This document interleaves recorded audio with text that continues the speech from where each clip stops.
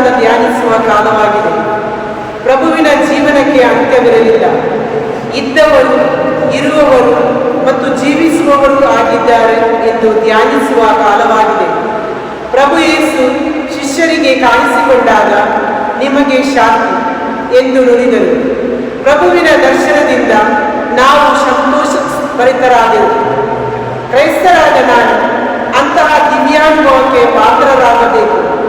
ಕ್ರಿಸ್ತನ ದರ್ಶನವಿಲ್ಲದೆ ಅವರ ಶಾಂತಿಯನ್ನು ಸ್ವೀಕರಿಸುವ ಜೀವನ ಬರಡು ಭೂಮಿಯಂತೆ. ಕ್ರಿಸ್ತನ ದರ್ಶನ, ಮಾತುಗಳು, ಕೊನೆಯ ಭೋಜನದ ಸ್ಮರಣೆ ಬಲಿಪೂಜೆಯ ಪ್ರತೀಕವಾಗಿದೆ. ಆದ್ದರಿಂದ ಪಡೆದ ದರ್ಶನ ಮತ್ತು ಶಾಂತಿಯನ್ನು ಇತರರೊಂದಿಗೆ ಹಂಚಿಕೊಳ್ಳುವ ಸಾಧನಗಳಾಗಲೆಂದು ಪ್ರತಿಯೊಬ್ಬರು ಕ್ರಿಸ್ತರ ಸಂದೇಶವನ್ನು ನಮ್ಮ ಜೀವನ ಮುಖಾಂತರ ಸಾರಲು ನೆರವಾಗಲೆಂದು ಈ ದಿವ್ಯ ಬಲಿಪೂಜೆಯಲ್ಲಿ ಬೇಡೋಣ.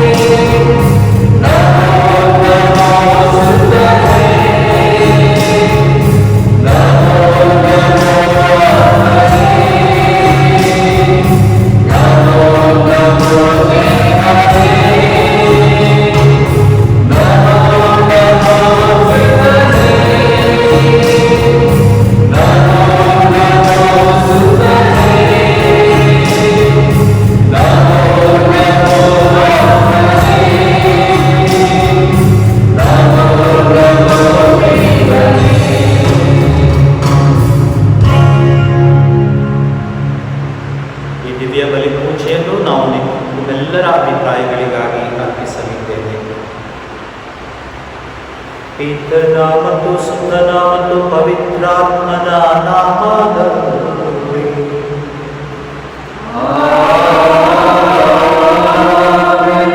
ನಮ್ಮ ಪ್ರಭು ಯೇಸು ಕ್ರಿಸ್ತರ ಕೃಪಾವರವು, ದೇವರ ಪ್ರೀತಿಯು, ಪವಿತ್ರಾತ್ಮರ ಅನ್ಯೋನ್ಯತೆಯು ನಿಮ್ಮೆಲ್ಲರೊಡನೆ ಇರಲಿ.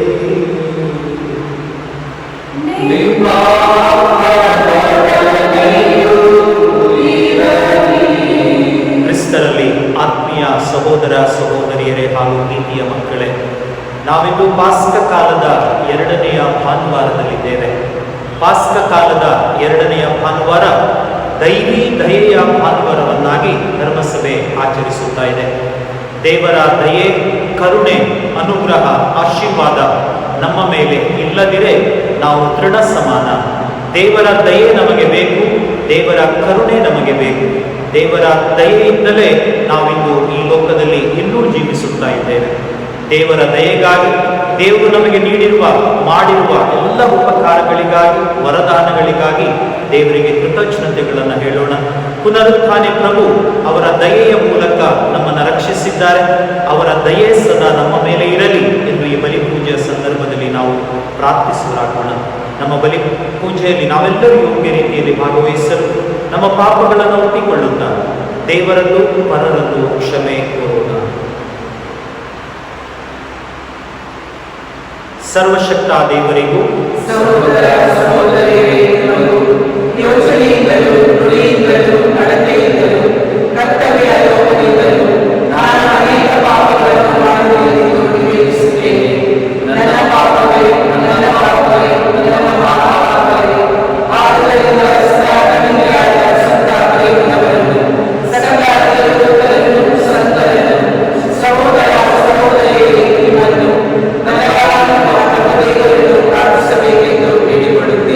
ಸರ್ವಶಕ್ತ ದೇವರು ನಮಗೆ ದಯೆ ತೋರಿಸಿ ನಮ್ಮ ಪಾಪಗಳನ್ನು ಕ್ಷಮಿಸಿ ನಮ್ಮನ್ನು ನಿತ್ಯ ಜೀವಕ್ಕೆ ಕರೆದೊಯ್ಯಲಿ.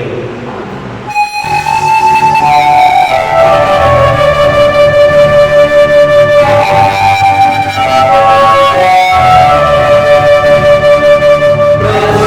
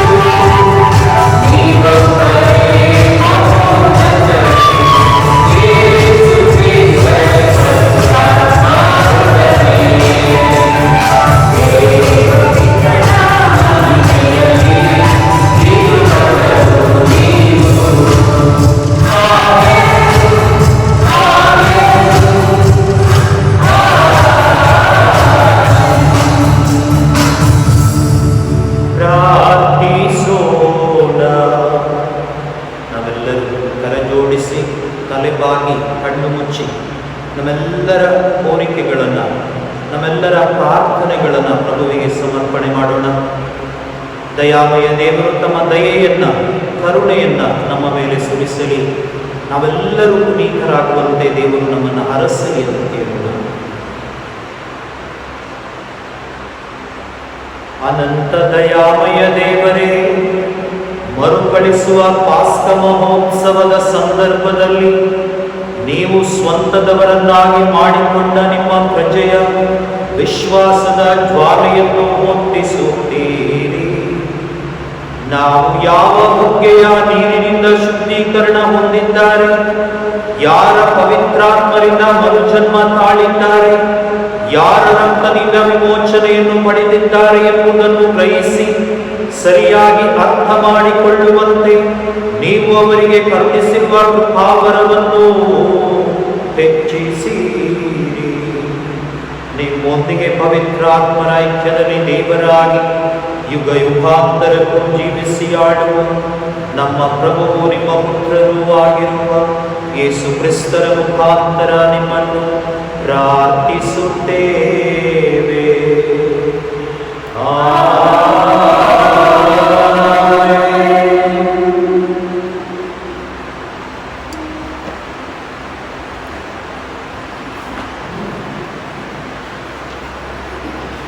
ಪ್ರೇಷಿತರ ಕಾರ್ಯಕಲಾಪಗಳಿಂದ ವಾಚನ.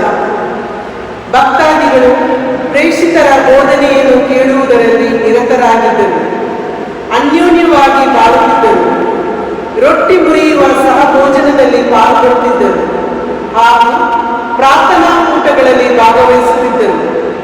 ಪ್ರೇಷಿತರ ಮುಖಾಂತರ ಅನೇಕ ಅದ್ಭುತ ಕಾರ್ಯಗಳು, ಸೂಚಕ ಕಾರ್ಯಗಳು ನಡೆಯುತ್ತಿದ್ದವು.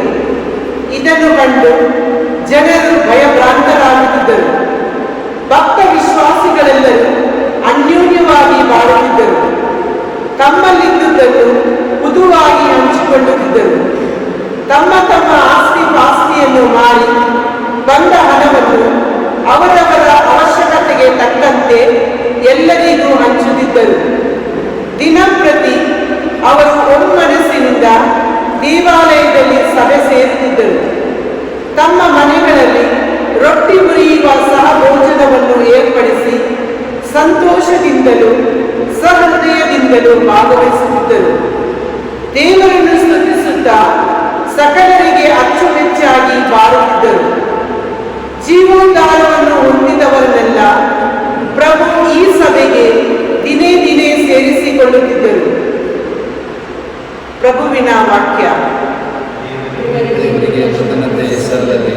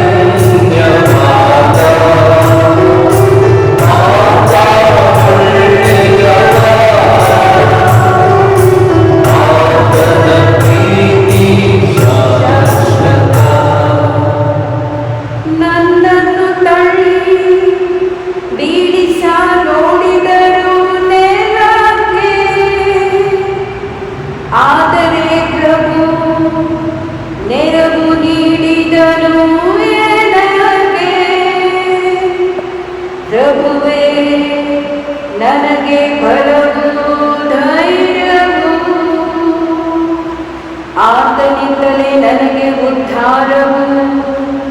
ಜಯಘೋಷ ಹರ್ಷಸ್ನಾದ ಸಜ್ಜನರ ಬಿಡಾರದಿಂದ, ಪರಾಕ್ರಮ ಪ್ರದರ್ಶನ ಪ್ರಭುವಿನ ಬಲಗೈಯಿಂದ.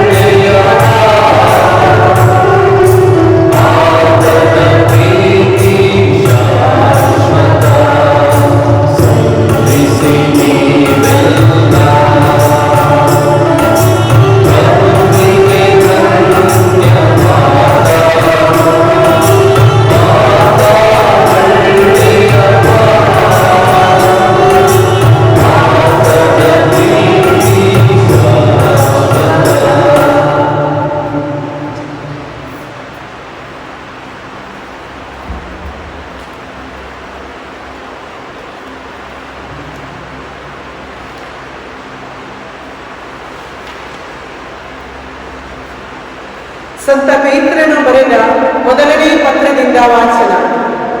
ನಮ್ಮ ಪ್ರಭು ಯೇಸು ಕ್ರಿಸ್ತರ ತಂದೆಯಾದ ದೇವರಿಗೆ ಸ್ತುತಿ ಸ್ತೋತ್ರ ಸಲ್ಲಲಿ. ಯೇಸು ಕ್ರಿಸ್ತರನ್ನು ಮರಣದಿಂದ ಪುನರುತ್ಥಾನಗೊಳಿಸುವುದರ ಮೂಲಕ ದೇವರು ತಮ್ಮ ಅಪಾರ ಕರುಣೆಯಿಂದ ನಮಗೆ ಹೊಸ ಜನ್ಮವನ್ನು ಮತ್ತು ಜೀವಂತ ನಿರೀಕ್ಷೆಯನ್ನು ನೀಡಿದ್ದಾರೆ. ಹೀಗೆ ಅವರು ತಮ್ಮ ಸ್ವಂತ ಜನರಿಗಾಗಿ ಸ್ವರ್ಗದಲ್ಲಿ ಕಾದಿರಿಸಿರುವ ಅಳಿಯದ, ಅಕ್ಷಯವಾದ, ಅನಂತವಾದ ಸಿರಿ ಸಂಪತ್ತಿಗೆ ನಮ್ಮನ್ನು ಬಾಧ್ಯರನ್ನಾಗಿ ಮಾಡಿದ್ದಾರೆ. ಅಂತ್ಯಕಾಲದಲ್ಲಿ ಪ್ರತ್ಯಕ್ಷವಾಗಲಿರುವ ಜೀವೋದ್ಧಾರವು ವಿಶ್ವಾಸಿಗಳಾದ ನಿಮಗೆ ಲಭಿಸುವಂತೆ ದೇವರು ತಮ್ಮ ಶಕ್ತಿಯಿಂದ ನಿಮ್ಮನ್ನು ಕಾಪಾಡುತ್ತಾರೆ. ಸದ್ಯಕ್ಕೆ ನೀವು ಕೊಂಚ ಕಾಲ ಹಲವಿಧವಾದ ಪರಿಶೋಧನೆಗಳ ನಿಮಿತ್ತ ದುಃಖವನ್ನು ಅನುಭವಿಸಬೇಕಾಗಿದ್ದರೂ ಪ್ರತ್ಯಕ್ಷವಾಗಲಿರುವ ಈ ಸಿರಿ ಸಂಪತ್ತನ್ನು ಜ್ಞಾಪಿಸಿಕೊಂಡು ಹರ್ಷಚಿತ್ತರಾಗಿರಿ. ಪರಿಶೋಧನೆಗಳು ಬಂದೊದಗುವುದು ನಿಮ್ಮ ವಿಶ್ವಾಸವನ್ನು ಪುಟಬಿಡುವುದಕ್ಕಾಗಿಯೇ. ನಶಿಸಿ ಹೋಗುವ ಬಂಗಾರವೂ ಕೂಡ ಬೆಂಕಿಯಿಂದ ಪರಿಶೋಧಿತವಾಗುತ್ತದೆ. ಬಂಗಾರಕ್ಕಿಂತಲೂ ಬಹು ಅಮೂಲ್ಯವಾದ ನಿಮ್ಮ ವಿಶ್ವಾಸವು ಶೋಧಿತವಾಗಬೇಕು. ಆಗ ಮಾತ್ರ ಯೇಸು ಕ್ರಿಸ್ತರು ಪ್ರತ್ಯಕ್ಷವಾಗುವ ದಿನದಂದು ನಿಮಗೆ ಪ್ರಶಂಸೆ, ಪ್ರತಿಷ್ಠೆ ಹಾಗೂ ಪ್ರತಿಭೆ ದೊರಕುತ್ತದೆ. ಕ್ರಿಸ್ತ ಯೇಸುವನ್ನು ನೀವು ನೋಡದಿದ್ದರೂ ಅವರನ್ನು ಪ್ರೀತಿಸಿರಿ. ನೀವೀಗ ಕಣ್ಣಾರೆ ಕಾಣದಿದ್ದರೂ ಅವರನ್ನು ವಿಶ್ವಾಸಿಸುತ್ತೀರಿ. ಇದರ ಅಂತಿಮ ಫಲವಾಗಿ ಜೀವೋದ್ಧಾರವನ್ನು ಪಡೆಯುತ್ತೀರಿ. ಈ ಕಾರಣದಿಂದಲೇ ಅವರ್ಣೀಯವಾದ ಮಹಾನಂದದಿಂದ ನಲಿಯುತ್ತೀರಿ. ಪ್ರಭುವಿನ ವಾಕ್ಯ. ದೇವರಿಗೆ ಕೃತಜ್ಞತೆ ಸಲ್ಲಲಿ.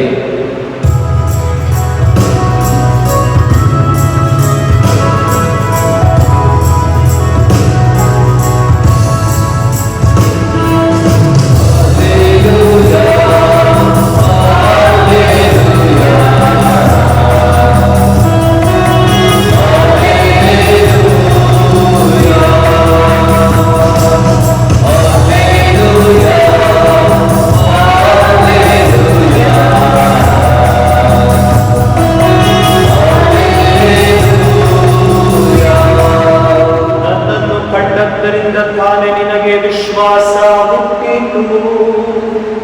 ಕಾಣದೆ ವಿಶ್ವಾಸಿಸುವವರು ಧನ್ಯರು. ಹಲ್ಲೆಲೂಯಾ.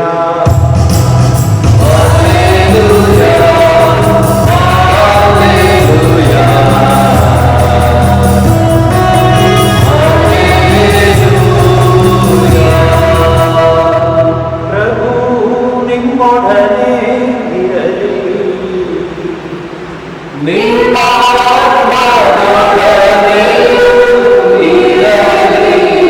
ಯೋಹಾನನು ಬರೆದ ಪವಿತ್ರ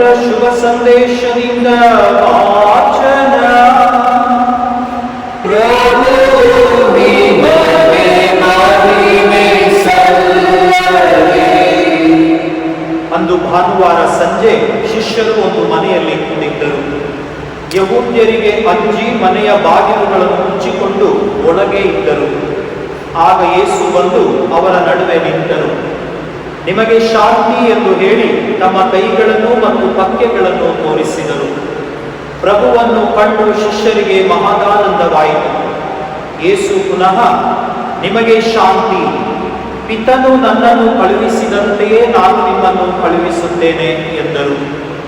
ಅನಂತರ ಅವರ ಮೇಲೆ ಉಸಿರುಡಿ ಪವಿತ್ರಾತ್ಮರನ್ನು ಸ್ವೀಕರಿಸಿರಿ. ಯಾರ ಪಾಪಗಳನ್ನು ನೀವು ಕ್ಷಮಿಸುತ್ತೀರೋ ಅವರಿಗೆ ಅವನ್ನು ಕ್ಷಮಿಸಲಾಗುವುದು. ಯಾರ ಪಾಪಗಳನ್ನು ನೀವು ಕ್ಷಮಿಸದೆ ಉಳಿಸುತ್ತೀರೋ ಅವರಿಗೆ ಕ್ಷಮಿಸದೆ ಉಳಿಸಲಾಗುವುದು ಎಂದು ನುಡಿದರು. 12 ಮಂದಿಯಲ್ಲಿ ಒಬ್ಬನಾದ ದಿದುಮ ಎಂಬ ತೋಮನು ಯೇಸು ಸ್ವಾಮಿ ಬಂದಾಗ ಶಿಷ್ಯರೊಡನೆ ಇರಲಿಲ್ಲ. ಉಳಿದ ಶಿಷ್ಯರು ನಾವು ಪ್ರಭುವನ್ನು ನೋಡಿದೆವು ಎಂದು ಹೇಳಿದರು. ಅದಕ್ಕೆ ಅವನು, ಅವರ ಕೈಗಳಲ್ಲಿ ಮೊಳೆಗಳಿಂದಾದ ಗಾಯದ ಕಲೆಯನ್ನು ನಾನು ನೋಡಬೇಕು. ಮೊಳೆಗಳು ಜಡಿದಿದ್ದ ಜಾಗದಲ್ಲಿ ನನ್ನ ಬೆರಳನ್ನಿಡಬೇಕು. ಅವರ ಪಕ್ಕೆಯಲ್ಲಿ ನನ್ನ ಕೈಯನ್ನಿಟ್ಟು ನೋಡಬೇಕು. ಆ ಹೊರತು ನಾನು ನಂಬುವುದೇ ಇಲ್ಲ ಎಂದು ಬಿಟ್ಟನು. 8 ದಿನಗಳು ಕಳೆದವು. ಶಿಷ್ಯರು ಪುನಃ ಒಳಗೆ ಒಟ್ಟುಗೂಡಿದ್ದರು. ತೋಮನು ಅವರೊಡನೆ ಇದ್ದರು.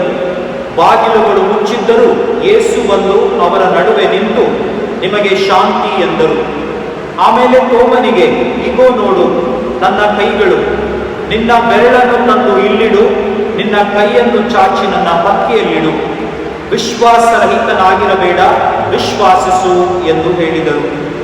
ಆಗ ತೋಮನು, ನನ್ನ ಪ್ರಭುವೇ ನನ್ನ ದೇವರೇ ಎಂದನು.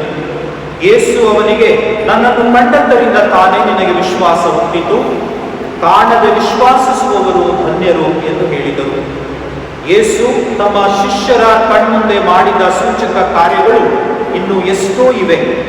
ಅವನ್ನು ಈ ಪುಸ್ತಕದಲ್ಲಿ ಬರೆದಿಲ್ಲ. ಇಲ್ಲಿ ಬರೆದವುಗಳ ಉದ್ದೇಶ ಇಷ್ಟೇ: ಯೇಸು ದೇವರ ಪುತ್ರ ಹಾಗೂ ಲೋಕೋದ್ಧಾರಕ ಎಂದು ನೀವು ವಿಶ್ವಾಸಿಸಬೇಕು. ವಿಶ್ವಾಸಿಸಿ ಅವರ ಹೆಸರಿನಲ್ಲಿ ಸಜೀವವನ್ನು ಪಡೆಯಬೇಕು. ಪ್ರಭು ಕ್ರಿಸ್ತರ ಶುಭ ಸಂದೇಶ. ಕ್ರಿಸ್ತರೇ ನಿಮಗೆ ಸ್ತುತಿ ಸಲ್ಲಲಿ. ಕ್ರಿಸ್ತರಲ್ಲಿ ಆತ್ಮೀಯ ಸಹೋದರ ಸಹೋದರಿಯರೇ ಹಾಗೂ ಪ್ರೀತಿಯ ಮಕ್ಕಳೇ, ಹೆಲೆನ್ ಕೊವಾಲ್ಸ್ಕಿ ಎಂಬುವರು ಪೋಲೆಂಡ್ ದೇಶದ ಒಬ್ಬ ಸುಂದರ ಯುವತಿ. ಈಕೆ the congregation of a lady of mercy, ಕರುಣಾ ಮಾತೆಯ ಸಭೆಯನ್ನ ಸೇರ್ತಾರೆ. ತಾನೊಬ್ಬ ಕನ್ಯಾ ಭಗಿನಿಯಾಗಿ ದೇವರ ಸೇವೆಯನ್ನ ಮಾಡಬೇಕು, ತನ್ನನ್ನೇ ಸಂಪೂರ್ಣವಾಗಿ ಸಮರ್ಪಿಸಿಕೊಂಡು ನಾನು ಅಮರಳಾಗಬೇಕು ಎಂದು ಬಯಸಿ ಈಕೆ ಈ ಕಾನ್ವೆಂಟ್ ಅನ್ನ ಸೇರ್ಕೊಳ್ತಾಳೆ. ಈ ಕರುಣಾ ಮಾತೆಯ ಸಭೆಯಲ್ಲಿ ಇವರು ಸೇರಿ ತದನಂತರ ಒಂದು ದಿನ ಧರ್ಮ ಭಗಿನಿ ಆಗ್ತಾರೆ, ಅಂದ್ರೆ ಸಿಸ್ಟರ್ ಆಗ್ತಾರೆ. ಸಿಸ್ಟರ್ ಆದ್ಮೇಲೆ ಇವರಿಗೆ ಸಿಸ್ಟರ್ ಫೌಸ್ಟೀನ್ ಎಂಬ ಹೆಸರನ್ನು ಕೂಡ ಕೊಡ್ತಾರೆ. ಸಿಸ್ಟರ್ ಫೌಸ್ಟೀನ್ ಇವರು ದೇವರನ್ನ ಮೆಚ್ಚಿ ಜೀವಿಸಿದಂತಹ ವ್ಯಕ್ತಿ. ದೇವರನ್ನು ತನ್ನ ಜೀವನದುದ್ದಕ್ಕೂ ಹಾಡಿ ಕೊಂಡಾಡಿ ಅವರನ್ನ ಸ್ತುತಿಸಿದಂತಹ ವ್ಯಕ್ತಿ. ಅವರಿಗೆ ಸುಮಾರು 7 ವರ್ಷಗಳಿಂದ ದೇವರ ಅರ್ಥಾತ್ ಪ್ರಭುವಿನ ದರ್ಶನವಾಗ್ತಾ ಇತ್ತು. ಪ್ರಭುವಿನ ದರ್ಶನವಾಗಿ ಅವರು ಆ ಪ್ರಭುವಿನ ದರ್ಶನವನ್ನ ಪಡೆದು ಪುನೀತರಾಗ್ತಾ ಇದ್ರು. ಅದನ್ನ ಮೊದಲ ದರ್ಶನ ಫೆಬ್ರವರಿ 22, 1931ರಲ್ಲಿ ಒಂದು ದರ್ಶನವನ್ನ ಪಡೀತಾರೆ. ಅದೊಂದು ವಿಶೇಷ ದರ್ಶನ. ಅದನ್ನ ಒಂದು ಮೊದಲ ದರ್ಶನ ಹಾಗೂ ಶ್ರೇಷ್ಠ ದರ್ಶನ ಎಂದು ಕೂಡ ಅವರು ತಮ್ಮ ಡೈರಿಯಲ್ಲಿ, ತಮ್ಮ ದಿನಚರಿಯ ಪುಸ್ತಕದಲ್ಲಿ ಬರೀತಾರೆ. ಅವರು ಆ ಡೈರಿಯಲ್ಲಿ ಬರೆಯೋದಾದ್ರು ಏನು, ನಾನು ಪ್ರಭುವನ್ನ ಕಂಡೆ. ಪ್ರಭು ಒಂದು ಕೈಯನ್ನ ನಮ್ಮ ಕಡೆ ಚಾಚಿದ್ರು, ಅರ್ಥಾತ್ ನನ್ನ ಕಡೆ ಚಾಚಿದ್ರು. ಇನ್ನೊಂದು ಕರ ತನ್ನ ಹೃದಯದತ್ತ ತೋರಿಸ್ತಾ ಇದ್ರು. ಒಂದು ಕೈ ನಮಗೆ ಆಶೀರ್ವಾದ ನೀಡುವ ಕೈಯಾಗಿದ್ರೆ, ಹೃದಯದತ್ತ ತೋರಿಸಿದಂತ ಕೈಯಿಂದ 2 ಕಿರಣಗಳು ಹೊರಸೂಸಿದ್ರು.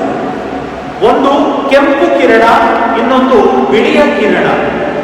ಆ ಕೆಂಪು ಮತ್ತು ಬಿಳಿಯ ಕಿರಣ ಯೇಸುವಿಗೆ ಶಿಲುಬೆಗೆ ಜಡಿದಾಗ ಆ ಸೈನಿಕರು ಈಟಿಯಿಂದ ತಿವಿದಾಗ ರಕ್ತ ಮತ್ತು ನೀರು ಹೇಗೆ ಹೊರಗೆ ಬಂದಿತ್ತು ಅದನ್ನ ಸೂಚಿಸುವಂತಹ ಸಂಕೇತವಾಗಿತ್ತು. ಈ ದರ್ಶನದಲ್ಲಿ ನಾನು ಪ್ರಭುವನ್ನ ಕಂಡಾಗ ಪ್ರಭು ನನಗೆ ಹೇಳಿದ್ದೇನು, ಯಾರು ಈ ದೈವೀಕರಣೆಯ ಚಿತ್ರವನ್ನ ಗೌರವಿಸ್ತಾರೋ, ದೈವೀಕರಣೆಯ ಈ ಪಟವನ್ನ ಸನ್ಮಾನಕ್ಕೆ ಕೊಡ್ತಾರೋ ಅವರೆಲ್ಲರೂ ಕೂಡ ನಿರಂತರವೂ ಜೀವಿಸ್ತಾರೆ, ಯಾವಾಗಲೂ ಅವರು ಸಾಯುವುದಿಲ್ಲ. ಅರ್ಥಾತ್ ಇನ್ನೊಂದು ಮಾತಿನಲ್ಲಿ ಅವರು ನಾಶವಾಗುವುದಿಲ್ಲ ಅಂತ ಪ್ರಭುವಿನ ದರ್ಶನದಲ್ಲಿ ಪ್ರಭು ಹೇಳಿದ್ದನ್ನ ಕೇಳಿಕೊಂಡಂತಹ ಈ ಧರ್ಮ ಭಗಿನಿ ಸಿಸ್ಟರ್ ಫೌಸ್ಟೀನ್ ತಮ್ಮ ಡೈರಿ ಪುಸ್ತಕದಲ್ಲಿ ಬರೆದಿಟ್ಟಿದ್ದಾರೆ. ಈ ಡೈರಿ ಪುಸ್ತಕದಲ್ಲಿ ಬರೆದಿರುವಂತಹ ಅನೇಕ ಅಂಶಗಳು ಇದ್ರೂ ಕೂಡ ಈ ದೈವೀಕರಣೆಯ ಡಿವೈನ್ ಮರ್ಸಿ ಪಿಕ್ಚರ್ ಅಂತ ನಾವು ಕರಿತೀವಿ. ಈ ಡಿವೈನ್ ಮರ್ಸಿ ಪಿಕ್ಚರ್ ಅನ್ನ ನಾವು ನಮ್ಮ ಮನೆಗಳಲ್ಲೂ ಕೂಡ ಇಟ್ಕೊಂಡಿದ್ದೀವಿ. ಇದರ ಅರ್ಥ ಏನು? ದೇವರ ಕರುಣೆ ನಿರಂತರವಾಗಿ ನಮ್ಮ ಮೇಲೆ ಹರಿತಾ ಇದೆ, ನಮ್ಮ ಮೇಲೆ ಸುರಿಸಲ್ಪಡ್ತಾ ಇದೆ, ದೇವರ ದಯೆ ನಮ್ಮ ಮೇಲೆ ಇಳಿದು ಬರ್ತಾ ಇದೆ. ನಾವೆಲ್ಲರೂ ಕೂಡ ಪುನೀತರು. ಯಾರು ಅದನ್ನ ಗೌರವಿಸ್ತಾರೋ, ಯಾರು ಅದನ್ನ ನೋಡಿ ದೇವರನ್ನ ನಮಿಸ್ತಾರೋ, ಆರಾಧಿಸ್ತಾರೋ ಅವರೆಲ್ಲರೂ ಕೂಡ ಸಂಭಾವ್ಯರು, ಅವರೆಲ್ಲರೂ ಕೂಡ ಆಶೀರ್ವದಿಸಲ್ಪಡುವಂತಹ ವ್ಯಕ್ತಿಗಳು ಎಂದು ಸಿಸ್ಟರ್ ಫೌಸ್ಟೀನ್ ತಮ್ಮ ಡೈರಿ ಪುಸ್ತಕದಲ್ಲಿ ಬರೀತಾರೆ. ಈ ಡೈರಿ ಪುಸ್ತಕದಲ್ಲಿ ಬರೆದಿರುವಂತಹ ವಿಚಾರಗಳನ್ನ ನಮಗೂ ಕೂಡ ಮನದಟ್ಟು ಮಾಡ್ತಾ ಇಂದಿನ ಶುಭ ಸಂದೇಶದಲ್ಲಿ ನಾವು ಆಲಿಸಿದಂತಹ ವಿಚಾರಗಳು, ಆ ಶುಭ ಸಂದೇಶದಲ್ಲಿ 2 ವಿಚಾರಗಳನ್ನು ನಾವು ವಿಶೇಷವಾಗಿ ಆಲಿಸಿದ್ದೀವಿ. ಒಂದು, ಪವಿತ್ರ ಆತ್ಮರನ್ನ ನಾನು ನಿಮ್ಮ ಮೇಲೆ ಸುರಿಸುತ್ತಿದ್ದೇನೆ. ಇನ್ನೊಂದು, ಪಾಪಗಳನ್ನ ಕ್ಷಮಿಸುವಂತಹ ಒಂದು ಅಧಿಕಾರವನ್ನ ಪ್ರಭು ಯೇಸು ಕ್ರಿಸ್ತರು ತಮ್ಮ ಪ್ರತಿನಿಧಿಗಳಿಗೆ ನೀಡ್ತಾರೆ, ಅರ್ಥಾತ್ ಯಾಜಕರಿಗೆ ನೀಡ್ತಾರೆ. ಯಾರ ತಪ್ಪುಗಳನ್ನ ನೀವು ಕ್ಷಮಿಸ್ತೀರೋ ಆ ತಪ್ಪುಗಳು ಕ್ಷಮಿಸಲಾಗುತ್ತೆ. ಯಾರ ತಪ್ಪುಗಳನ್ನ ನೀವು ಕ್ಷಮಿಸದೆ ಉಳಿಸ್ತೀರೋ ಆ ತಪ್ಪುಗಳನ್ನ ಕ್ಷಮಿಸದೆ ಉಳಿಸಲಾಗುತ್ತೆ. ಅಂದ್ರೆ ಪಾಪ ನಿವೇದನೆಯ ಸಂಸ್ಕಾರದ ಅಥವಾ ಈ ನಮ್ಮ ಪ್ರಾಯಶ್ಚಿತ್ತ ಸಂಸ್ಕಾರದ ಜನ್ಮದಿನ ಇದು. ನಾವೆಲ್ಲರೂ ಕೂಡ ಪುನೀತರಾಗಬೇಕು ಅಂದ್ರೆ, ದೇವರ ಕರುಣೆಯನ್ನು ನಾವು ಪಡಿಬೇಕು ಅಂತ ಆದ್ರೆ ನಾವು ಆತ್ಮರನ್ನ ಪಡಿಬೇಕು. ಮಾತ್ರವಲ್ಲ, ನಾವು ಪ್ರಭುವಿನಲ್ಲಿ ಕ್ಷಮಾಪಣೆಯನ್ನ ಪಡೆದು ಆ ದೇವರ ದಯೆಗೆ ಕರುಣೆಗೆ ನಾವು ಪಾತ್ರರಾಗಬೇಕು. ಇಂದಿನ ಮೊದಲನೇ ವಾಚನದಲ್ಲಿ ನಾವು ಆಲಿಸಿದ್ದೀವಿ. ಮೊದಲನೇ ವಾಚನದಲ್ಲಿ ಸುಂದರವಾಗಿ ಪ್ರೇಷಿತರ ಕಾರ್ಯಕಲಾಪಗಳಲ್ಲಿ ಆಯ್ದುಕೊಂಡಂತಹ ವಾಚನ. ಅಲ್ಲಿ ಪ್ರೇಷಿತರು ತಮ್ಮ ಬೋಧನೆಯನ್ನ ಮಾಡ್ತಾರೆ. ಬೋಧನೆಯನ್ನ ಕೇಳಿದ ಮೇಲೆ ಆದಿ ಕ್ರೈಸ್ತ ಧರ್ಮಸಭೆಯ ಜನರು ತಮ್ಮಲ್ಲಿದ್ದುದನ್ನ ಹಂಚಿಕೊಳ್ತಾ ಇದ್ರು. ಯಾರು ಶ್ರೀಮಂತ, ಬಡವ, ಬಲ್ಲಿಗ ಯಾರೂ ಇರಲಿಲ್ಲ. ಎಲ್ಲರೂ ಕೂಡ ತಮ್ಮಲ್ಲಿದ್ದುದನ್ನ ಹಂಚಿಕೊಂಡು, ಉದುವಾಗಿ ಹಂಚಿಕೊಂಡು, ಅಲ್ಲಿ ಯಾರೂ ಕೂಡ ಕೊರತೆಯಲ್ಲಿರುವವರು ಇರಲಿಲ್ಲ ಎಂದು ಇಂದಿನ ಮೊದಲನೇ ವಾಚನ ನಮಗೆ ಹೇಳಿತು. ಇದು ಏನು? ಎಲ್ಲಿ ಕೊರತೆ ಇಲ್ಲ, ಎಲ್ಲಿ ಸಂತುಷ್ಟತನ, ಸಮೃದ್ಧತನ ಇದೆ, ಅಲ್ಲಿ ದೇವರ ದಯೆ ಇದೆ, ದೇವರ ಕರುಣೆ ಇದೆ, ದೇವರ ಆಶೀರ್ವಾದ ಇದೆ. ಇಂದಿನ 2ನೇ ವಾಚನದಲ್ಲಿ ನಾವು ಆಲಿಸಿದ್ದೀವಿ. ಸಂತ ಪೇತ್ರ ಬರೆದ ಮೊದಲನೇ ಪತ್ರದಿಂದ ಆಯ್ದಂತ ವಾಚನ. ಸಂತ ಪೇತ್ರ ಹೇಳ್ತಾರೆ, ದೇವರ ಅನುದಾನಕ್ಕೆ ಸಿಕ್ಕಿದೆ, ದೇವರ ಆಶೀರ್ವಾದ ನಿಮ್ಮ ಮೇಲಿದೆ, ನೀವೆಲ್ಲರೂ ಇವಾಗ ಪುನೀತರು. ಕಾರಣ ದೇವರ ದಯೆ ನಿರಂತರವಾಗಿ ನಿಮ್ಮ ಮೇಲೆ ಸುರಿಸಲ್ಪಡ್ತಾ ಇದೆ. ದೇವರ ದಯೆ ನಿರಂತರವಾಗಿ ನಿಮ್ಮ ಮೇಲೆ ಸುರಿಸಲ್ಪಡುವಾಗ ಆ ದೇವರ ದಯೆಗೆ ನೀವೆಲ್ಲರೂ ಕೂಡ ಭಾಜನರಾಗಬೇಕು. ದೇವರ ದಯೆಗೆ ಭಾಜನರಾಗಿ ದೇವರು ನಿಮ್ಮ ಮತ್ತು ಈ ಲೋಕದ ನಡುವಿನ ಈ ಅಡ್ಡಗೋಡೆಯನ್ನ ಅದನ್ನ ತೆಗೆದುಹಾಕಿ ಈ ಪಾಪ ನಿವೇದನೆ ಸಂಸ್ಕಾರದ ಮೂಲಕ ನಮ್ಮನ್ನ ಒಂದುಗೂಡಿಸ್ತಾರೆ ಎಂದು ಶುಭ ಸಂದೇಶದಲ್ಲಿ ಆಲಿಸಿದನ್ನ ಸೂಚ್ಯವಾಗಿ ಇಂದಿನ 2ನೇ ವಾಚನದಲ್ಲಿ ಸಂತ ಪೇತ್ರರು ಹೇಳೋದನ್ನು ನಾವು ಆಲಿಸಿದ್ದೀವಿ. ನಮ್ಮ ಮತ್ತು ದೇವರ ನಡುವೆ ಒಂದು ಅಡ್ಡಗೋಡೆ ಇದೆ, ಅದು ಈ ಲೋಕವೆಂಬ ಅಡ್ಡಗೋಡೆ. ಈ ಲೋಕದಲ್ಲಿ ನಾವು ಮುಳುಗಿದ್ವಿ. ನಾವು ಅಮರರಾಗಬೇಕು ಅಂದ್ರೆ ಅಡ್ಡಗೋಡೆಯನ್ನ ಹೋಗಲಾಡಿಸಿ ನಮ್ಮ ಮತ್ತು ದೇವರ ನಡುವಿನ ಸಂಬಂಧವನ್ನ ನಾವು ಪೂರ್ಣಿಸಿಕೊಳ್ಬೇಕು. ಅದು ದೈವಿ ಕರುಣೆಯ ಆಶೀರ್ವಾದ, ದೇವರ ದಯೆಯ ಆಶೀರ್ವಾದ. ದೇವರ ದಯೆಗಾಗಿ ನಾವು ಪ್ರಾರ್ಥಿಸಬೇಕು. ಆತ್ಮೀಯ ಸಹೋದರ ಸಹೋದರಿಯರೇ, ನಾವೆಷ್ಟೋ ಜನರು ಇವತ್ತು ಮನೆಯಲ್ಲಿ ಕುಳಿತು ಈ ಬಲಿ ಪೂಜೆಯಲ್ಲಿ ಭಾಗವಹಿಸ್ತಾ ಇದ್ದೀವಿ. ಎಷ್ಟೋ ಜನ ನಾವು ಆಡಿಯೋ ಮೂಲಕ ಬಲಿ ಪೂಜೆಯಲ್ಲಿ ಭಾಗವಹಿಸ್ತಾ ಇದ್ದೀವಿ. ಕಾರಣ ಏನು?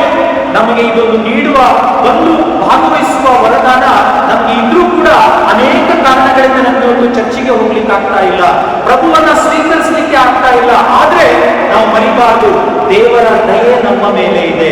ದೇವರು ನಮ್ಮನ್ನ ಇನ್ನೂ ಪ್ರೀತಿಸ್ತಾರೆ. ದೇವರ ದಯೆ ನಮ್ಮ ಮೇಲೆ ಇರೋದ್ರಿಂದ ನಾವೆಲ್ಲರೂ ಕೂಡ ಇಂದಿಗೂ ಕೂಡ ಜೀವಂತವಾಗಿದ್ದೀವಿ.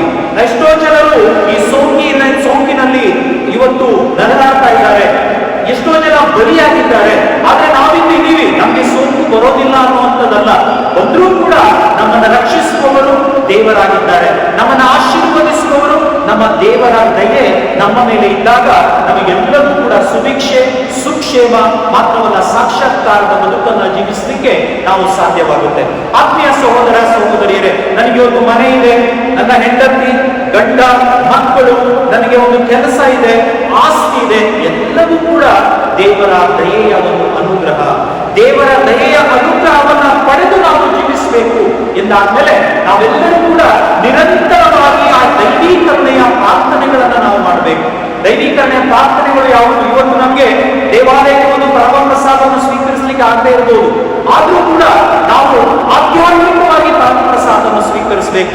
ಈ ಬಲಿಪೂಜೆಯ ಮೂಲಕ, ಬಲಿಪೂಜೆಯಲ್ಲಿ ದೂರದಲ್ಲಿ ಕುಳಿತು ಭಾಗವಹಿಸುವುದರ ಮೂಲಕ ನಾವು ಆಧ್ಯಾತ್ಮಿಕವಾಗಿ ಪ್ರಭುವನ್ನ ನನ್ನ ಆತ್ಮಕ್ಕೆ ಬನ್ನಿ, ನನ್ನ ಆತ್ಮದಲ್ಲಿ ಕುಳಿತು ನನಗೆ ನಿಮ್ಮ ದಯೆಯನ್ನ ತೋರಿಸಿ ಎಂದು ನಾನಿದು ಪ್ರಾರ್ಥಿಸಬೇಕು. ಅದುವೇ ದೈವಿ ಕರುಣೆಯ ಭಾನುವಾರ. ನನ್ನ ಪಾಪಗಳಿಗಾಗಿ ಕ್ಷಮೆಯಾಗಿಸುತ್ತಾ, ಸ್ವಾಮಿ ನನ್ನ ಪಾಪಗಳನ್ನ ಕ್ಷಮಿಸಿ ನಿಮ್ಮ ದಯೆಯನ್ನ ನನ್ನ ಮೇಲೆ ಸುರಿಸಿ ಎಂದು ನಾವೆಲ್ಲರೂ ಕೂಡ ಪ್ರಾರ್ಥಿಸಬೇಕು. ನಾವು ಕೇಳಿದ್ದೀವಿ, ಒಂದು ಕಾನನ್ ನಾಡಿನ ಮಹಿಳೆ ತನ್ನ ಮಗಳು ಅಸ್ವಸ್ಥಳಾಗಿದ್ದಾಳೆ ಅಥವಾ ಇನ್ನೇನು ಸಾಯಲಿದ್ದಾಳೆ ಎಂದು ಪ್ರಭುವಿಗೆ ಮೊರೆ ಇಟ್ಟಂತೆ, ದೇವರೇ, ದಾವಿದ ಕುಲಪುತ್ರರೇ, ನನ್ನ ಮೇಲೆ ದಯೆ ತೋರಿ. ಆ ಪ್ರಾರ್ಥನೆ ಇಂದು ನಮ್ಮದಾಗಬೇಕು. ನಾವು ಕೇಳ್ತೀವಿ 10 ಜನ ಕುಷ್ಠರೋಗಿಗಳು ಅಲ್ಲಿ ಎಲ್ಲ ಯಾರು ಕೂಡ ಅವರನ್ನ ಗಮನಿಸ್ತಾ ಇರಲಿಲ್ಲ. ಪ್ರಭು ಯೇಸು ಕ್ರಿಸ್ತರು ಆ ಮಾರ್ಗದಲ್ಲಿ ಹಾದು ಹೋಗ್ತಿದ್ದಾರೆ ಅಂತ ಅಂದ್ಕೊಂಡಾಗ ಅವರು ಪ್ರಾರ್ಥಿಸಿದ್ದೇನು? ದೇವರೇ, ದಾವಿದ ಕುಲಪುತ್ರರೇ, ನೀವು ನನ್ನ ಮೇಲೆ ದಯೆ ತೋರಿ. ನಾವು ನೋಡ್ತೀವಿ ಲೂಕನ ಶುಭ ಸಂದೇಶ 18ನೇ ಅಧ್ಯಾಯ 10ರಿಂದ 14ನೇ ವಚನದಲ್ಲಿ ಇಬ್ರು ದೇವಾಲಯಕ್ಕೆ ಹೋಗ್ತಾರೆ. ಒಬ್ಬ ಫರಿಸಾಯ, ಇನ್ನೊಬ್ಬ ಪಾಪಿ ಅಥವಾ ಸುಂಕ ವಸೂಲಿಗಾರ. ಸುಂಕ ವಸೂಲಿಗಾರ ಮಾಡಿರುವಂತ ಪ್ರಾರ್ಥನೆಯನ್ನು, ಸ್ವಾಮಿ ನಾನು ಪಾಪಿ, ನನ್ನ ಮೇಲೆ ದಯೆ ತೋರಿ. ನಾವಿವತ್ತು ನಮ್ಮ ಪ್ರಾರ್ಥನೆ, ಸ್ವಾಮಿ ನಾವು ಪಾಪಿಗಳು, ನಮ್ಮ ಮೇಲೆ ದಯೆ ತೋರಿ, ನಮಗೆ ರಕ್ಷಿಸಿ, ನಮಗೆ ಕರುಣೆ ತೋರಿ ಎಂದು ನಾವು ಇದು ಪ್ರಾರ್ಥಿಸಬೇಕಾಗಿದೆ. ಅದೇ ದೈವಿ ಕರುಣೆಯ ಆಶೀರ್ವಾದದ ಭಾನುವಾರ. ಪಾಸ್ಕ ಹಬ್ಬದ ಒಂದು ವಾರದಲ್ಲಿ ಅಥವಾ 2ನೇ ವಾರದಲ್ಲಿ, ಇದು ಒಂದು ಮೊದಲನೇ ವಾರ, ಇದು 2ನೇ ವಾರ, ಇಮಿಡಿಯೇಟ್ ಆಗಿ ನಾವಿದು ಆಚರಣೆ ಮಾಡುವ ಉದ್ದೇಶವಾದ್ರೂ ಏನು? ಪವಿತ್ರಾತ್ಮರು ನಮ್ಮ ಮೇಲೆ ಬಂದಾಗ ದೇವರು ನಿಮ್ಮ ದಯೆಯನ್ನು ನಮ್ಮ ಮೇಲೆ ಸುರಿಸಿರಿ, ನಾವೆಲ್ಲರೂ ಕೂಡ ಪುನೀತರಾಗಿ ಪುನಃ ನಿಮ್ಮ ಜೊತೆಯಲ್ಲಿ ಸೇರಿಕೊಳ್ಳಲು ಬೇಕಾದ ವರದಾನ, ಅನುಗ್ರಹ, ಆಶೀರ್ವಾದ ನಮ್ಮ ಮೇಲೆ ಕರುಣಿಸಿರಿ ಎಂದು ನಾವಿದು ಪ್ರಾರ್ಥಿಸಬೇಕು. ಆ ಪಾರ್ಥಿಮಯ ಹೇಗೆ ದೇವರಲ್ಲಿ ಮೊರೆ ಇಟ್ಟ, ದೇವರೇ, ದಾವಿದ ಕುಲಪುತ್ರರೇ, ನನ್ನ ಮೇಲೆ ದಯೆ ತೋರಿ. ನಾನು ಕೂಡ ಅನೇಕ ವೇಳೆ ಪಾರ್ಥಿಮಯದಂತೆ ಇದ್ದೇನೆ. ಕಣ್ಣು ಕಾಣಿಸದೆ, ಅಥವಾ ನಾನು ಕುರುಡು ವ್ಯಕ್ತಿಯಾಗಿ, ಅಥವಾ ನಾನು ಒಬ್ಬ ಕುಷ್ಠರೋಗಿಯಾಗಿ, ಅರ್ಥಾತ್ ನನ್ನ ಶಾರೀರಿಕ ಕಾಯಿಲೆ ನನ್ನಲ್ಲಿ ಇಲ್ಲದಿದ್ದರೂ ಆತ್ಮಿಕ ಕಾಯಿಲೆಯಿಂದ ನಾನು ಇದು ಬಳಲ್ತಾ ಇದ್ದೇನೆ. ದೇವರೇ, ನನ್ನ ಮೇಲೆ ದಯೆ ತೋರಿ, ನಿಮ್ಮ ಕರುಣೆಯನ್ನು ನನ್ನ ಮೇಲೆ ಹರಿಸಿ, ನಿಮ್ಮನ್ನು ಮುಖಾಮುಖಿಯಾಗಿ ಕಾಣಲು, ಆದಷ್ಟು ಬೇಗ ನಾನು ನಿಮ್ಮನ್ನು ಸ್ವೀಕರಿಸಲು, ನಿಮ್ಮನ್ನು ಆಲಿಸಲು ನನಗೆ ಬೇಕಾದಂತಹ ಅನುಗ್ರಹ ಆಶೀರ್ವಾದಗಳನ್ನ ಕರುಣಿಸಿ ಎಂದು ನಾವೆಲ್ಲರೂ ಪ್ರಾರ್ಥಿಸುವರಾಗೋಣ.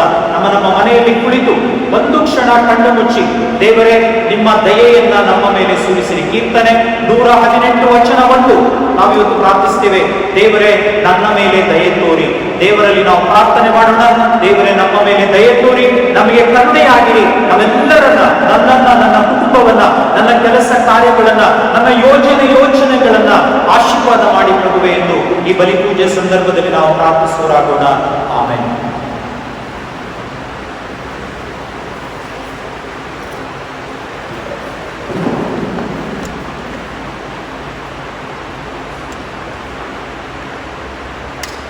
ನಾವೆಲ್ಲರೂ ಎದ್ದು ನಿಂತು ನಮ್ಮ ವಿಶ್ವಾಸವನ್ನು ನಿವೇದಿಸೋಣ.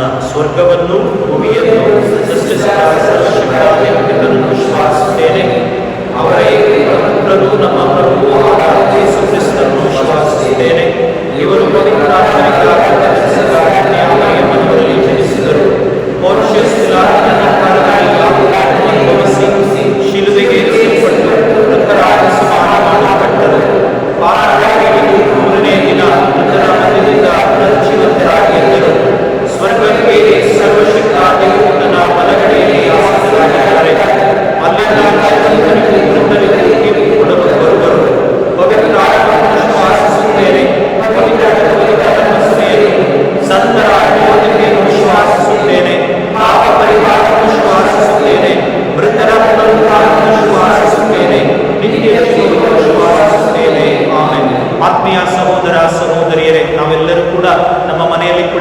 ಪ್ರಾರ್ಥಿಸ್ತಾ ಇದ್ದೇವೆ. ದೇವರ ಕರುಣೆ ಸದಾ ನಮ್ಮ ಮೇಲೆ ಇರಲಿ, ದೇವರ ದಯೆ ನಮ್ಮ ಮೇಲಿರಲಿ ಎಂದು ನಾವು ಪ್ರಾರ್ಥಿಸುತ್ತಾ, ಸ್ವಾಮಿ ನನ್ನ ಮೇಲೆ ದಯೆ ತೋರಿ ಎಂದು ನಮ್ಮ ಇತರ ಕೋರಿಕೆಗಳನ್ನು ಪ್ರಭುವಿಗೆ ಸಮರ್ಪಿಸಿ ಪ್ರಾರ್ಥಿಸುವರಾಗೋಣ.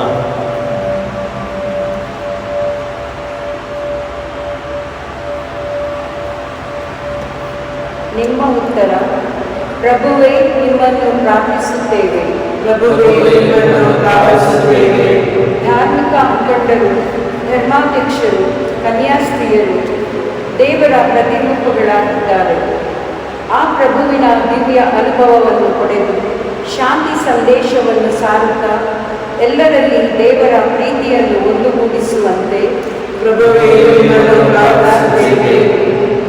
ಅಧಿಕಾರದಲ್ಲಿರುವ ಪ್ರತಿಯೊಬ್ಬರು ತಮ್ಮ ತಮ್ಮ ಕರ್ತವ್ಯಗಳನ್ನು ಅರಿತು ತಮ್ಮ ಪಾಲಿನ ಸೇವೆಯಲ್ಲಿ ಜನರ ಆಧ್ಯಾತ್ಮಿಕತೆಯ ಅಗತ್ಯಗಳನ್ನು ನೆರವೇರಿಸುತ್ತಾ ಧರ್ಮಸಭೆಗಳನ್ನು ವಿಶ್ವಾಸ, ನಂಬಿಕೆ ಮತ್ತು ಸಹಾಯ ಹಸ್ತಗಳೆಂಬ ಬುನಾದಿಯ ಮೇಲೆ ಬೆಳೆಸಲೆಂದು ಪ್ರಭುವೇ, ನಿಮ್ಮನ್ನು ಪ್ರಾರ್ಥಿಸುತ್ತೇವೆ.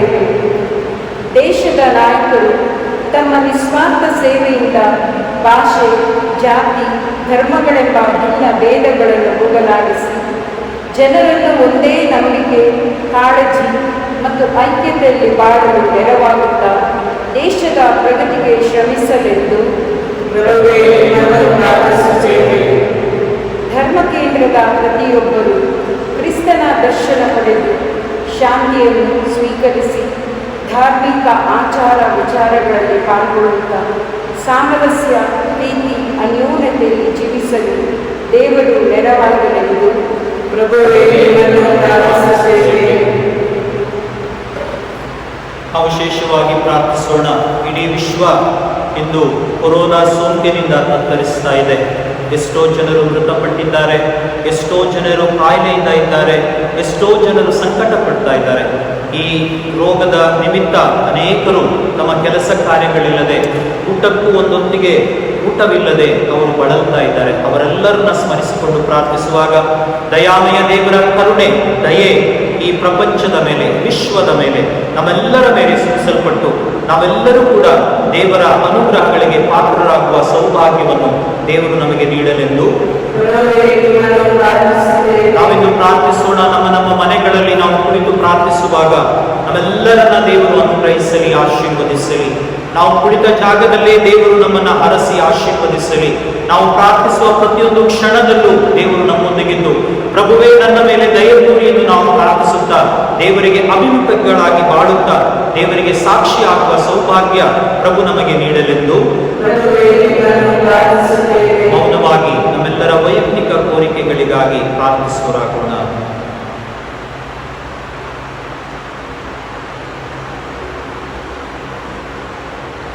ನಮ್ಮ ಆಶ್ರಯವೂ ಶಕ್ತಿಯು ಕರುಣಾಮೂರ್ತಿಯೂ ಆದ ದೇವರೇ, ನಿಮ್ಮ ಮಕ್ಕಳ ಭಕ್ತಿಪೂರ್ವಕ ಪ್ರಾರ್ಥನೆಗಳನ್ನು ದಯೆಯಿಂದ ಆಲಿಸಿರಿ. ನಾವು ವಿಶ್ವಾಸದಿಂದ ಕೇಳುವುದನ್ನು ನಮಗೆ ಕರುಣಿಸಬೇಕೆಂದು ನಮ್ಮ ಪ್ರಭು ನಿಮ್ಮ ಪುತ್ರರೂ ಆಗಿರುವ ಯೇಸು ಕ್ರಿಸ್ತರ ಮುಖಾಂತರ ಪ್ರಾರ್ಥಿಸುತ್ತೇವೆ. ಆಮೆನ್.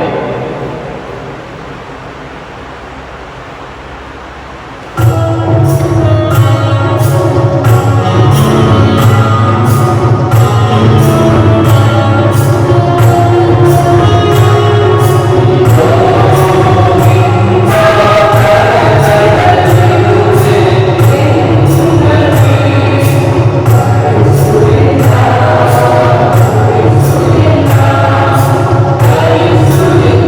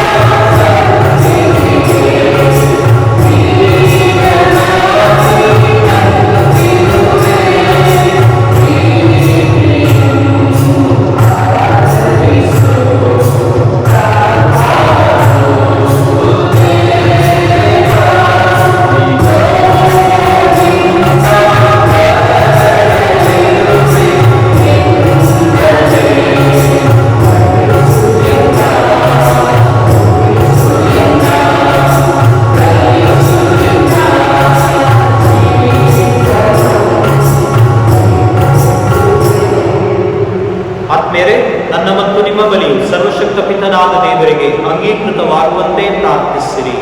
ಪ್ರಭು ತಮ್ಮ ನಾಮದ ಸ್ತುತಿಗಾಗಿ ನಮ್ಮ ಮತ್ತು ತಮ್ಮೊಂದಿಗೆ ಪವಿತ್ರ ಸಭೆಯಾಗಿದ್ದಾಗಿ ಈ ಬಲಿಯನ್ನು ನಿಮ್ಮ ಮಕ್ಕಳಿಂದ ಸ್ವೀಕರಿಸಿರಿ. ಪ್ರಭು ನಿಮ್ಮ ಭಕ್ತರ ಕಾಣಿಕೆಗಳನ್ನು ದಯೆಯಿಂದ ಸ್ವೀಕರಿಸಿರಿ.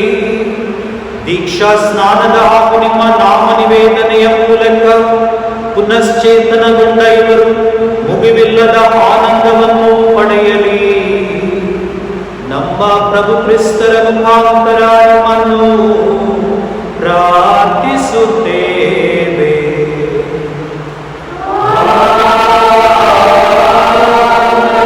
ಪ್ರಭು ನಿಮ್ಮೊಡನೆ ಇರಲಿ.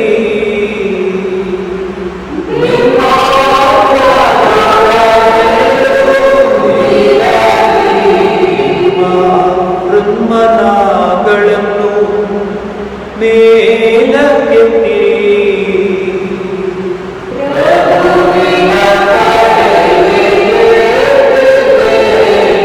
ನಮ್ಮ ಪ್ರಭುದೇವರಿಗೆ ಕೃತಜ್ಞತೆಯನ್ನು ಸಲ್ಲಿಸೋಣ.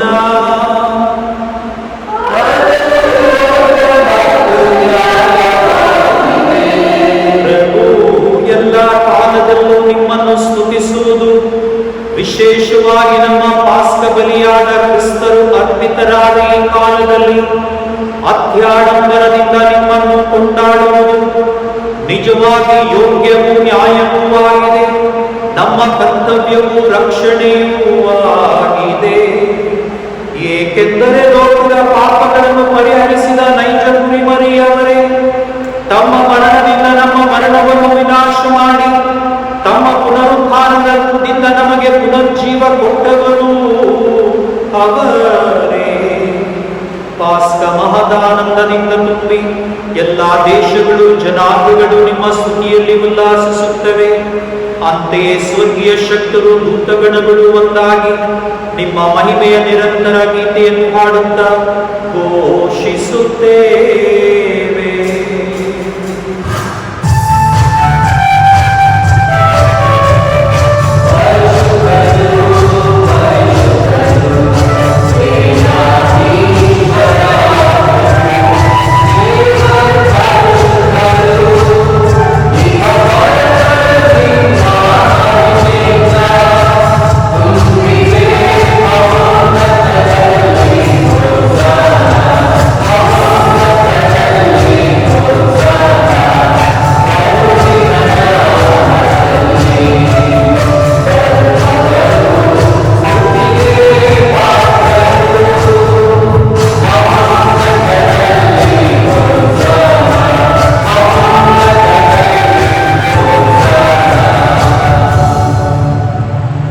ಪ್ರಭು, ನೀವು ನಿಜವಾಗಿಯೂ ಪರಿಶುದ್ಧರು. ಸರ್ವ ಪರಿಶುದ್ಧತೆಯ ಬುಗ್ಗೆಯೂ ನೀವೇ. ಈ ಕೊಡುಗೆಗಳ ಮೇಲೆ ನಿಮ್ಮ ಪವಿತ್ರಾತ್ಮರನ್ನು ಇಬ್ಬನಿಯಂತೆ ಸುರಿಸಿ ಪಾವನಗೊಳಿಸಿರೆಂದು ಪ್ರಾರ್ಥಿಸುತ್ತೇವೆ. ನಮಗಿದು ನಮ್ಮ ಪ್ರಭು ಯೇಸು ಕ್ರಿಸ್ತರ ಶರೀರ ಮತ್ತು ರಕ್ತವಾಗುವಂತೆ ಮಾಡಿರಿ. ಅವರನ್ನು ಪರಾಧೀನ ಮಾಡಲಾದ ಸಮಯದಲ್ಲಿ ಸ್ವಇಚ್ಛೆಯಿಂದ ತಮ್ಮ ಯಾತನೆಗೆ ಒಳಗಾದಾಗ ಅವರು ರೊಟ್ಟಿಯನ್ನು ತೆಗೆದುಕೊಂಡು ಕೃತಜ್ಞತೆಯನ್ನು ಸಲ್ಲಿಸಿ ಅದನ್ನು ಮುರಿದು ತಮ್ಮ ಶಿಷ್ಯರಿಗೆ ಕೊಡುತ್ತಾ ಹೀಗೆಂದರು, ತೆಗೆದುಕೊಳ್ಳಿ, ಇದನ್ನು ನೀವೆಲ್ಲರೂ ಭುಜಿಸಿರಿ, ಏಕೆಂದರೆ ಇದು ನಿಮಗಾಗಿ ಒಪ್ಪಿಸಲಾಗುವ ನನ್ನ ಶರೀರ.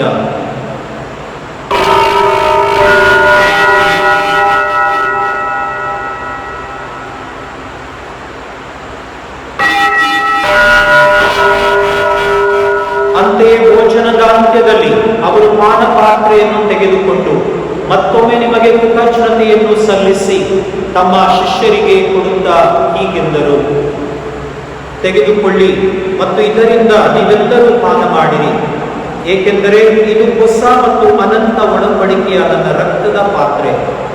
ಈ ರಕ್ತವು ನಿಮ್ಮ ಮತ್ತು ಅನೇಕರ ಪಾಪಗಳ ಪರಿಹಾರಕ್ಕಾಗಿ ಸುರಿಸಲಾಗುವುದು. ಇದನ್ನು ನನ್ನ ಸ್ಮರಣೆಗಾಗಿ ಮಾಡಿರಿ.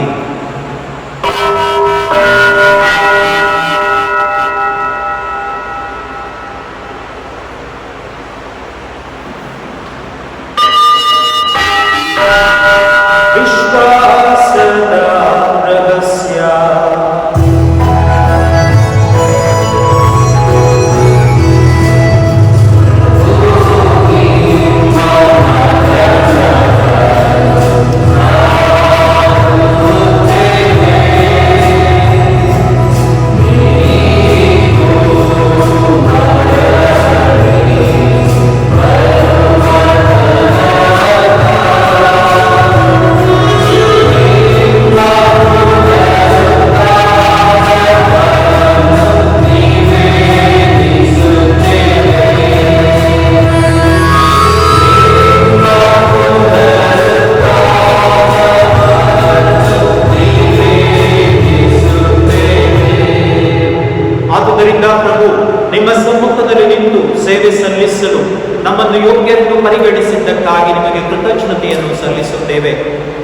ಕ್ರಿಸ್ತರ ಮರಣ ಮತ್ತು ಪುನರುತ್ಥಾನದ ಸ್ಮರಣೆಯನ್ನು ಆಚರಿಸುತ್ತಾ ಜೀವವೀವ ರೊಟ್ಟಿಯನ್ನು ರಕ್ಷಣೆ ನೀಡುವ ಪಾತ್ರೆಯನ್ನು ನಿಮಗೆ ಅರ್ಪಿಸುತ್ತೇವೆ.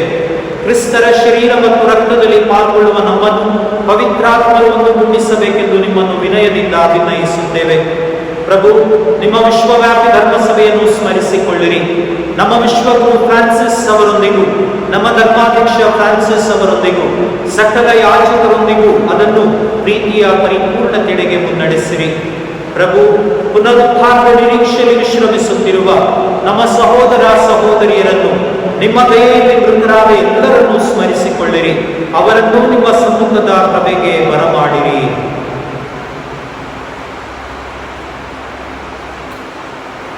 ನಮ್ಮ ಮೇಲೂ ದಯೆ ತೋರಿರಿ. ದೇವಮಾತೆ ಪೂಜ್ಯ ಕನ್ಯಾ ಮರಿಯಮ್ಮನವರೊಂದಿಗೂ ಆಕೆಯ ಪತಿ ಸಂತ ಜೋಸೆಫರೊಂದಿಗೂ ಪುನೀತ ಪ್ರೇಷಿತರೊಂದಿಗೂ ಎಲ್ಲ ಕಾಲಗಳಲ್ಲಿ ನಿಮ್ಮ ಮೆಚ್ಚುಗೆಗೆ ಪಾತ್ರರಾದ ಸಕಲ ಸಂತರೊಂದಿಗೂ ನಾವು ನಿತ್ಯ ಜೀವನದಲ್ಲಿ ಸಹಭಾಗಿಗಳಾಗಿ ನಿಮ್ಮನ್ನು ಸ್ತುತಿಸಿ ಮಹಿಮೆ ಪಡಿಸುವಂತೆ ನಿಮ್ಮ ಪುತ್ರ ಯೇಸು ಕ್ರಿಸ್ತರ ಮುಖಾಂತರ ಪ್ರಾರ್ಥಿಸುತ್ತೇವೆ.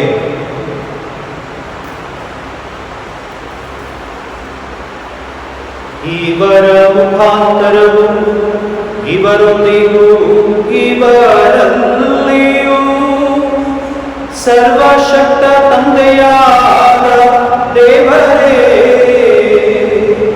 ಪವಿತ್ರಾತ್ಮರ ಐಕ್ಯದಲ್ಲಿ ಸರ್ವ ಗೌರವವೂ ಮಹಿಮೆಯು ಯುಗ ಯುಗಾಂತರವೂ ನಿಮಗೆ ಸಲ್ಲಲಿ.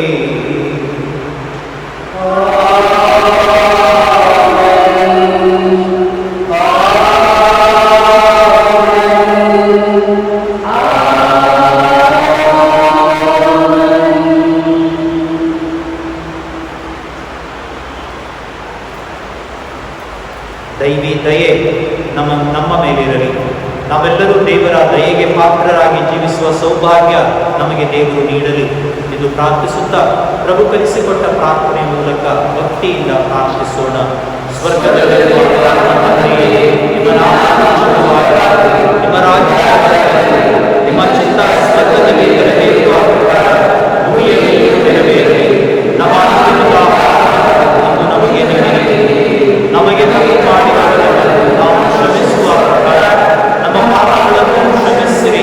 ನಮ್ಮನ್ನು ಶೋಧನೆಗೆ ಒಳಪಡಿಸದೆ ಕೇಡಿನಿಂದ ನಮ್ಮನ್ನು ರಕ್ಷಿಸಿರಿ. ಪ್ರಭು, ಸಕಲ ಕೇಡುಗಳಿಂದ ನಮ್ಮನ್ನು ರಕ್ಷಿಸಿರೆಂದು ಪ್ರಾರ್ಥಿಸುತ್ತೇವೆ. ನಿಮ್ಮ ದಯೆಯ ನೆರವನ್ನು ಪಡೆದು ಪಾಪದಿಂದ ಸದಾ ವಿಮುಕ್ತರಾಗಿ ಎಲ್ಲ ಸಂಕಷ್ಟಗಳಿಂದ ಸುರಕ್ಷಿತರಾಗಿರುವಂತೆ ನಮ್ಮ ಜೀವಮಾನದಲ್ಲಿ ಶಾಂತಿಯನ್ನು ದಯೆಯಿಂದ ಕರುಣಿಸಿರಿ. ನಾವು ಸ್ವರ್ಗಾನಂದವನ್ನು, ನಮ್ಮ ರಕ್ಷಕ ಯೇಸು ಕ್ರಿಸ್ತರ ಆಗಮನವನ್ನು ನಿರೀಕ್ಷಿಸುತ್ತಿದ್ದೇವೆ.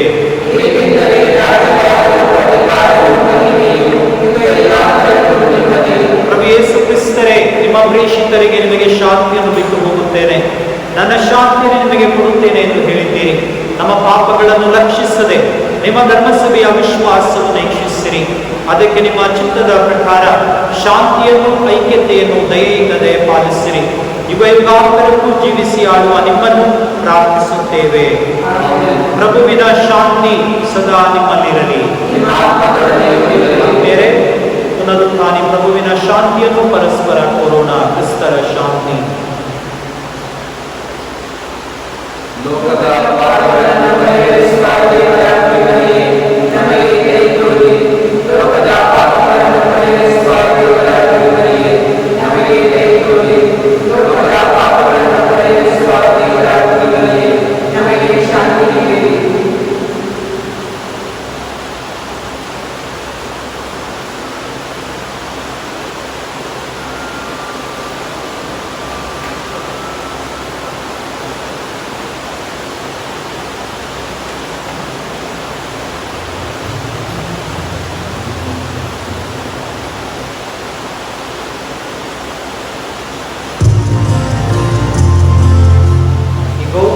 ದೇವರ ಕುರಿಮರಿ, ಇಗೋ ಇವರೇ ಲೋಕದ ಪಾಪಗಳನ್ನು ಪರಿಹರಿಸುವವರು. ಕುರಿಮರಿಯ ಭೋಜನಕ್ಕೆ ಆಹ್ವಾನಿತರು ಭಾಗ್ಯವಂತರು.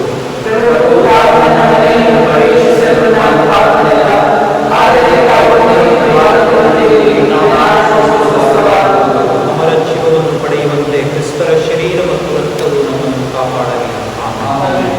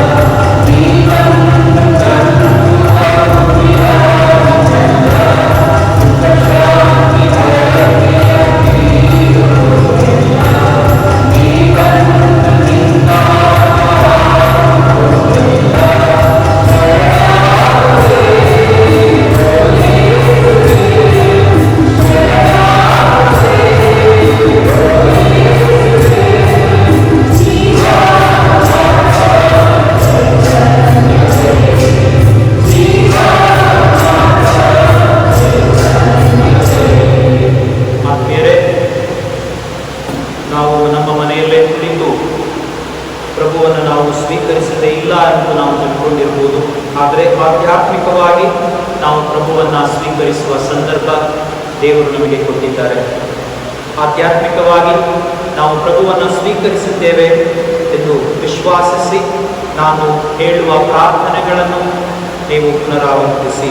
ನನ್ನ ಯೇಸುವೆ, ನೀವು ನಿಜವಾಗಿಯೂ ಪರಮಪ್ರಸಾದ ಸಂಸ್ಕಾರದಲ್ಲಿ ಪ್ರಸನ್ನರಾಗಿದ್ದೀರಿ ಎಂದು ನಾನು ವಿಶ್ವಾಸಿಸುತ್ತೇನೆ. ನಾನು ಎಲ್ಲಕ್ಕಿಂತ ಮಿಗಿಲಾಗಿ ನಿಮ್ಮನ್ನು ಪ್ರೀತಿಸುತ್ತೇನೆ ಹಾಗೂ ನಿಮ್ಮನ್ನು ನನ್ನ ಆತ್ಮಕ್ಕೆ ಸ್ವೀಕರಿಸಲು ನಾನು ಹಂಬಲಿಸುತ್ತೇನೆ. ನಾನು ಈ ಸಂದರ್ಭದಲ್ಲಿ ನಿಮ್ಮನ್ನು ಸಂಸ್ಕಾರದ ರೂಪದಲ್ಲಿ ಸ್ವೀಕರಿಸಲು ಆಗದೇ ಇರುವುದರಿಂದ ದಯಮಾಡಿ ಆಧ್ಯಾತ್ಮಿಕವಾಗಿ ನನ್ನ ಹೃದಯಕ್ಕೆ ಆಗಮಿಸಿ ನಾನು ನಿಮ್ಮನ್ನು ಸ್ವೀಕರಿಸಿ ಈಗಾಗಲೇ ನೀವು ನನ್ನಲ್ಲಿರುವಂತೆ ಹಾಗೂ ನನ್ನನ್ನು ನಿಮ್ಮಲ್ಲಿ ಒಂದಾಗಿಸುವಂತೆ ನಾನು ನಿಮ್ಮನ್ನು ಆಲಂಬಿಸುತ್ತೇನೆ. ನನ್ನನ್ನು ಎಂದಿಗೂ ನಿಮ್ಮನ್ನು ಅಗಲಿ ಹೋಗದಂತೆ ಇಡಬೇಡಿರಿ. ಆಮೆನ್. ಯೇಸುವೇ ಸ್ತೋತ್ರ, ಯೇಸುವೇ ಸ್ತೋತ್ರ, ಯೇಸುವೇ ವಂದನೆ.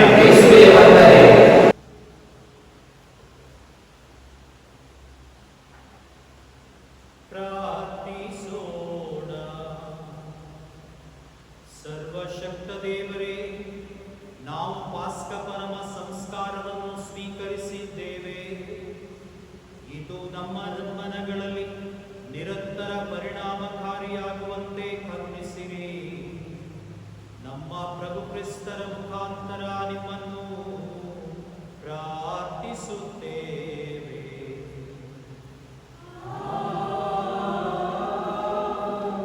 ಪ್ರಭು ನಿಮ್ಮೊಡನೆ ಇರಲಿ.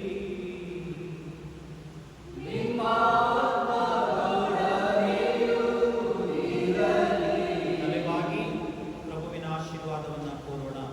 ತಮ್ಮ ಏಕೈಕ ಪುತ್ರರ ಪುನರುತ್ಥಾನದ ಮೂಲಕ ದೇವರು ವಿಮೋಚನೆಯ ಮತ್ತು ದತ್ತು ಮಕ್ಕಳಾಗುವ ಕೊಡುಗೆಯನ್ನು ನಿಮಗೆ ಅನುಗ್ರಹಿಸಲು ಚಿತ್ತರಾದರು. ತಮ್ಮ ಆಶೀರ್ವಾದದಿಂದ ನಿಮಗೆ ಆನಂದವನ್ನು ನೀಡಲಿ.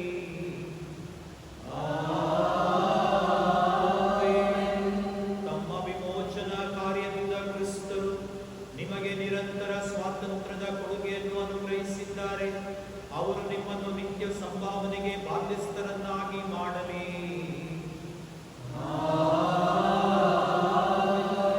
ಕ್ರಿಸ್ತರಲ್ಲಿ ವಿಶ್ವಾಸವಿಟ್ಟು ದೀಕ್ಷಾ ಸ್ನಾನವೆಂಬ ಸಂಸ್ಕಾರದಲ್ಲಿ ಅವರೊಂದಿಗೆ ಪುನರುತ್ಥಾನವಾಗಿದ್ದೀರಿ. ನೀವು ಸನ್ಮಾರ್ಗದಲ್ಲಿ ನಡೆದು ಸ್ವರ್ಗೀಯ ರಾಜ್ಯದಲ್ಲಿ ಅವರೊಂದಿಗೆ ಜೀವಿಸುವಂತಾಗಲಿ.